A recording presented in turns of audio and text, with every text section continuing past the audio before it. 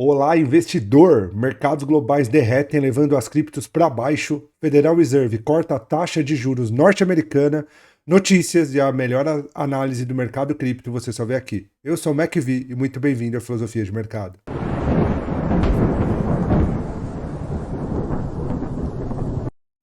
Bem, amigos, muito bom dia, tá? Antes de qualquer coisa, tá? Eu não fiz o vídeo ontem à noite, eu tô fazendo hoje, mas antes de qualquer coisa, por favor, deixem seu like, inscrevam-se no canal, ativem o sininho, compartilhem com seus amigos, porque isso ajuda demais na divulgação do nosso canal, tá? E novamente, tá? Para quem tem dúvida de como investir em cripto, desde comprar uma criptomoeda, operar, comprar, vender, aportar capital, retirar capital, e isso tudo em uma das maiores exchanges do mundo, a Binance. Eu fiz um vídeo que eu vou deixar aqui no card para vocês, tá? É o vídeo mais completo do YouTube. Usem e abusem porque é o vídeo mais completo para quem ainda não tem noção de como operar, onde comprar criptomoedas, tá bom? E vamos lá, pessoal, esse vídeo aqui vai ser bem rápido, tá? Mas tinha muita gente ontem me perguntando em relação àquela queda do mercado norte-americano, né? A gente viu que hoje, né? Isso tudo aconteceu hoje, mas a gente vê que ontem, desculpa, mas hoje a gente vê que tá tudo vermelho, né? O BTC, Ethereum, XRP, BNP, Doge, Shiba, Solana, tá tudo, né? Tá esse mar de sangue aí. Isso é sinal já do reflexo de ontem, daquela queda de ontem, né? No mercado geral, tá? Mas foi esquisita essa queda, tá? Porque, para quem acompanhou os dados econômicos de ontem, viu lá que o estoque de petróleo veio, né, negativo, como a gente pode ver aqui, ele veio abaixo daquilo que se espera. Sempre que o acúmulo, né, do estoque de petróleo aumenta, isso é um indicativo de que a economia norte-americana ela não está tão aquecida, tá? Então essa é a maneira com que o mercado interpreta esses números, tá? Mas mesmo assim, ele veio com estoque, mas não muito aquém daquilo que o mercado esperava. Afinal de contas, eles esperavam 1,6 milhões de petróleo, ele acabou ficando em 0,934, tá? Mas apesar disso, que não foi tão assim negativo, teve uma notícia extremamente positiva, que foi o corte, né, na taxa de juros norte-americana, que o FONC resolveu cortar em 0,25 bips, tá?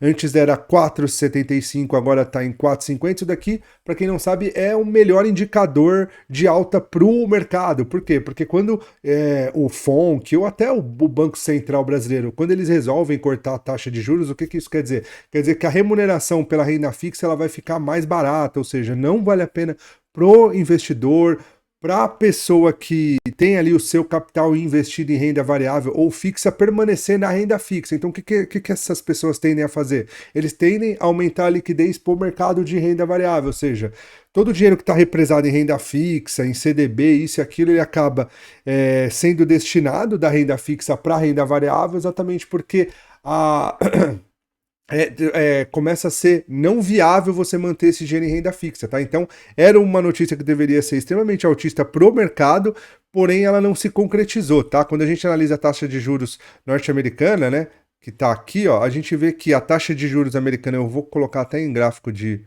linhas, que fica mais fácil, mas olha, desde dezembro de 23, a gente vê que a taxa de juros norte-americana, ela vinha caindo, né? Ela acabou subindo nesses 3 últimos meses, mas nada que mudasse aquela tendência, né, de queda, né, da taxa de juros, ou seja, pelo menos quando a gente analisa o macro, a gente vê que tinha, sim,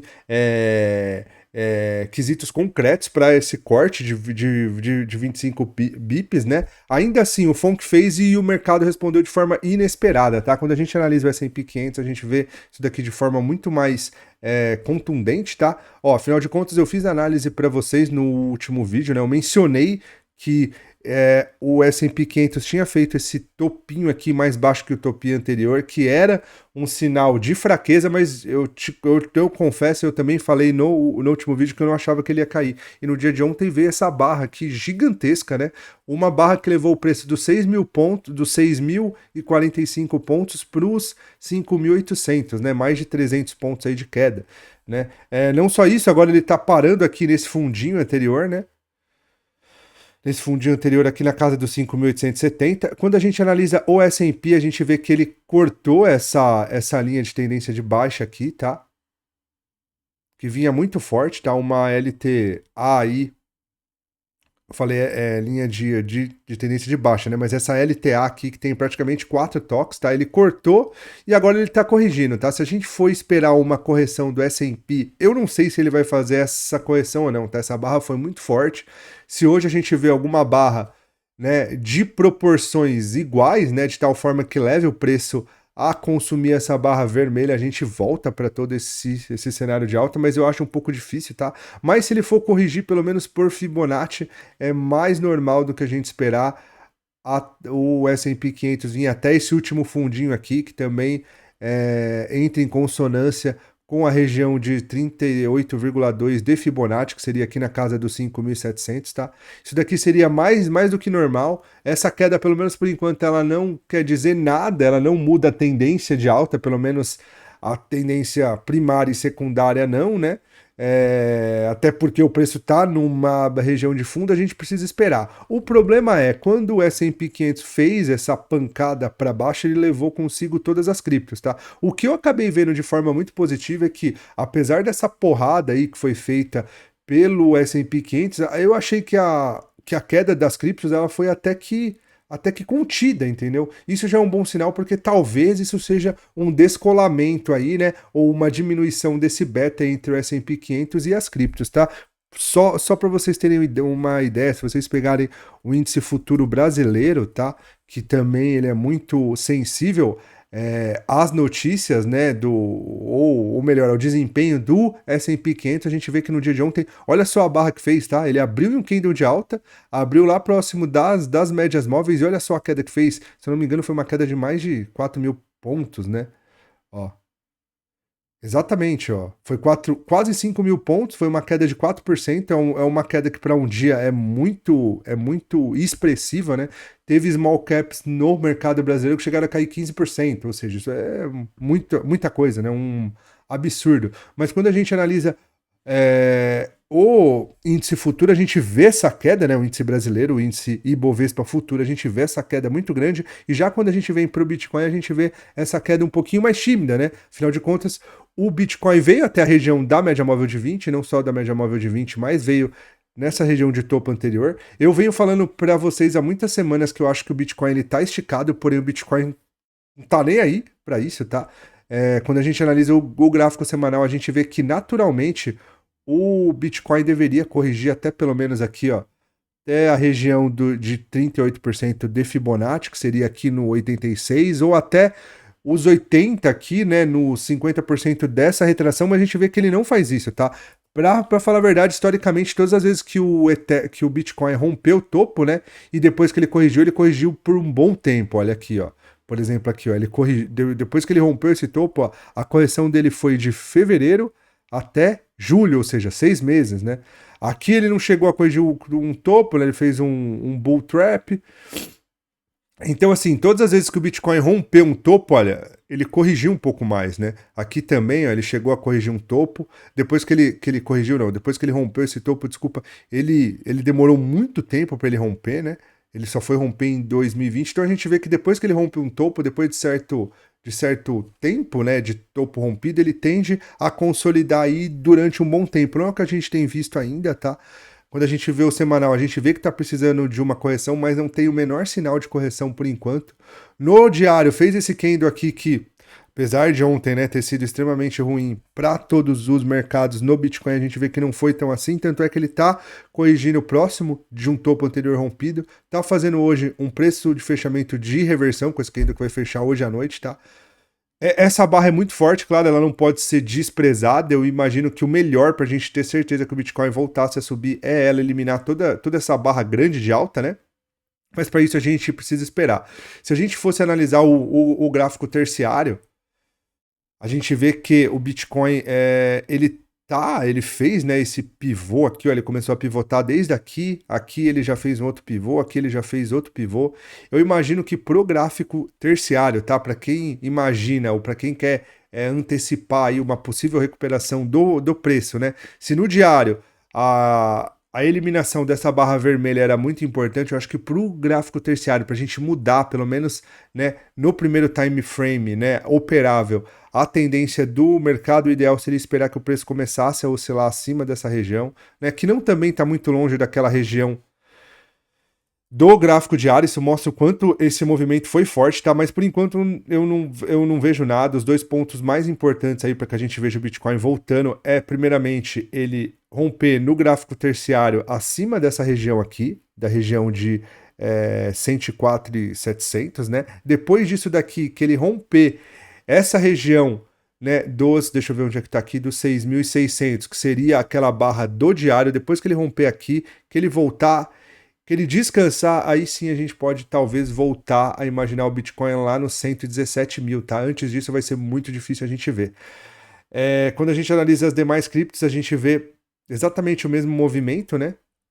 Ethereum fez essa barra muito forte também, tá? Mas ainda assim, né? Ela parou nessa região de fundos anteriores, ou seja, é um indicativo que daqui ele pode subir, mas assim como o Bitcoin, eu imagino que a região a ser rompida é essa daqui. Eu nem vou olhar o gráfico terciário agora, porque a gente sabe que essas criptomoedas são bem mais sensíveis em relação ao Bitcoin do que o próprio Bitcoin, né?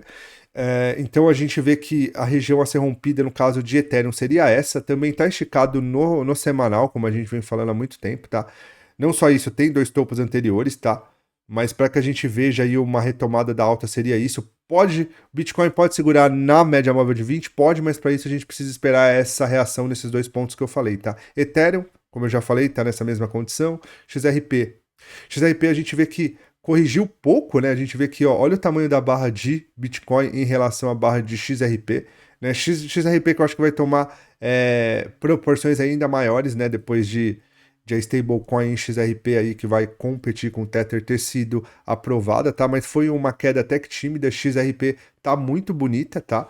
Para uma retomada, eu imagino que qualquer retomada ela venha retomar de forma mais rápida aí essa alta, tá? Acho que vale até a pena a gente olhar o gráfico terciário, tá? Mas ainda assim, eu imagino que para a gente ver XRP de novo engatando uma tendência de alta só acima dos 2,51, então a gente precisa esperar. Pelo gráfico diário, isso daqui daria onde? Ó? Daria mais ou menos no gráfico diário, né? No candle de ontem, né? Na superação do candle de ontem. Doge já foi um candle muito mais feio, tá? Porque parece até que ele fez uma barra de ignição para esse pivô. Ó. Tem um pivô aqui, eu não sei se vocês conseguem perceber, mas tem um pivô, tá? Não só isso, ela ativou, né? Essa mínima desse candle, ou seja, ele ativou esse pivô que pode fazer com que o Dogecoin vá pelo menos lá buscar a região dos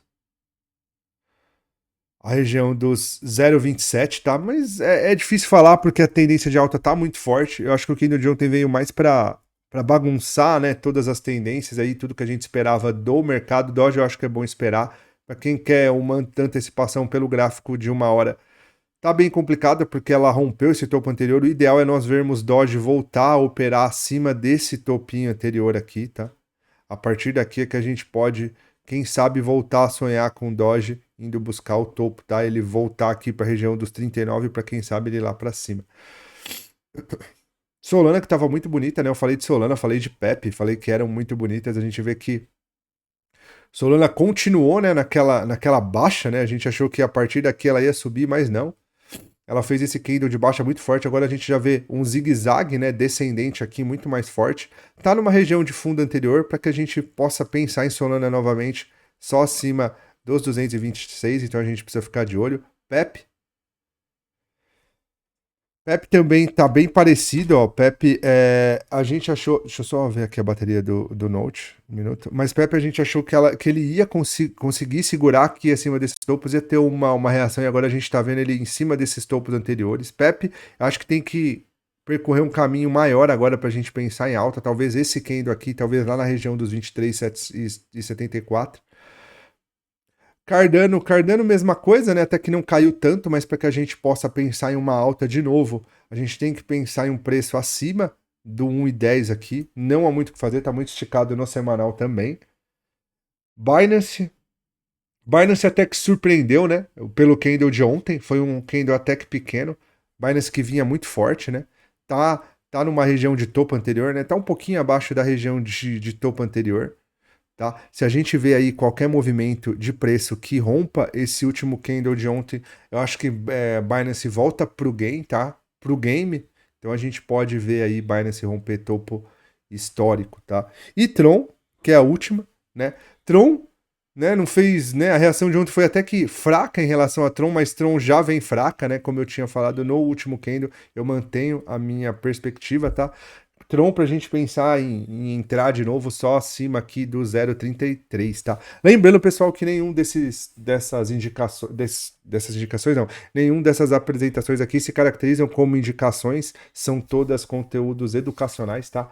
E eu vou ficando por aqui, novamente eu peço que você, se gostou do nosso vídeo, tá? Que curta o nosso vídeo, que se inscreva em nosso canal. Foi um pouquinho mais breve, eu não ia fazer vídeo ontem, mas foi só porque tinha muita gente perguntando em relação a possível correção até a média móvel de 20 do Bitcoin, tá bom?